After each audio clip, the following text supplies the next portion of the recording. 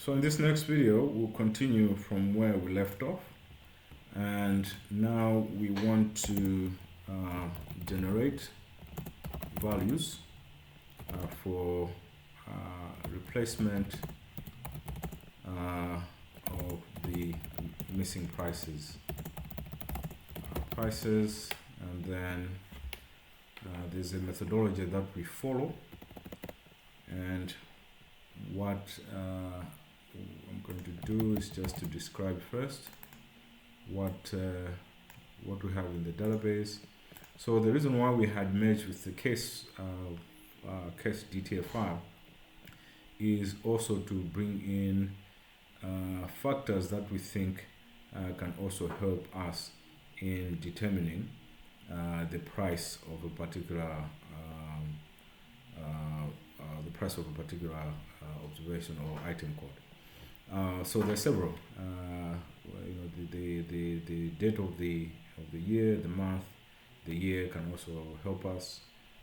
Linears, where people reside, the area as well as districts, but also looking at other factors that could help us in determining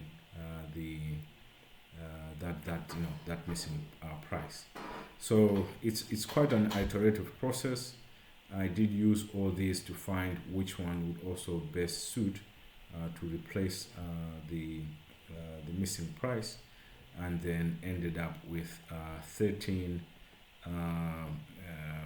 iterations that can also help us replace that price. So what I'm going to do, rather than computing each and every data that we have here, I'm going just to explain what we do here. So normally the item code, because that's the item code that we want to find the missing price, and then we look at the district where that item was consumed, and then look at the other parameters, the month of the year, as well as the year when that product or item was also purchased.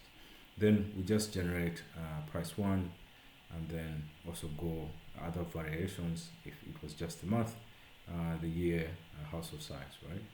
And then similar, also going on with the instead of district, we also look at the area where this food item was consumed, and then also iterating based on the parameters. Then lastly, of course, which is most important, is the item itself can also help us come up with missing values that we can replace the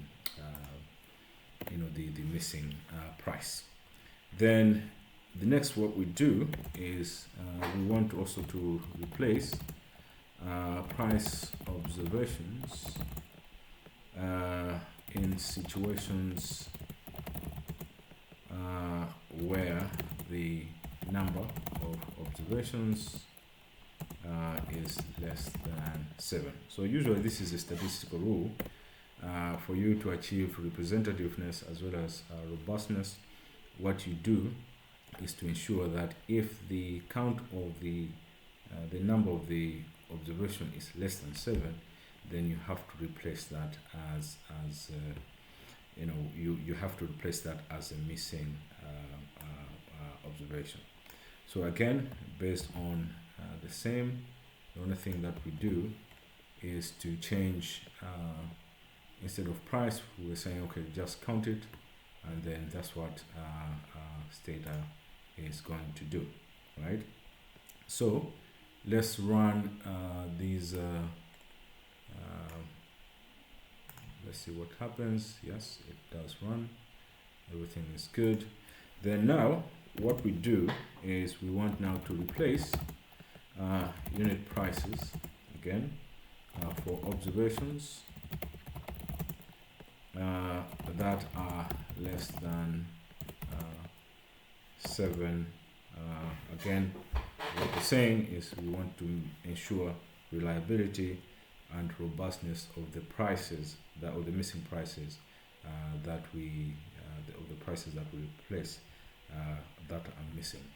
So the approach that we take is we say for var, for values in I, which is now equal to 1 up to 9, representing all these prices 1 to 9. Okay, then we open brackets because it's a loop, and then we say replace price, and then remember the backtick of that I, which is could be price 1, price 2, price 3, etc. Replace it. It should be missing if the count, again the backtick of I is actually less than 7. Okay. Now, once we do that, let's run it, and then that should tell us the changes that have been made. Then also what we need to do is to now generate a price, generate a national price,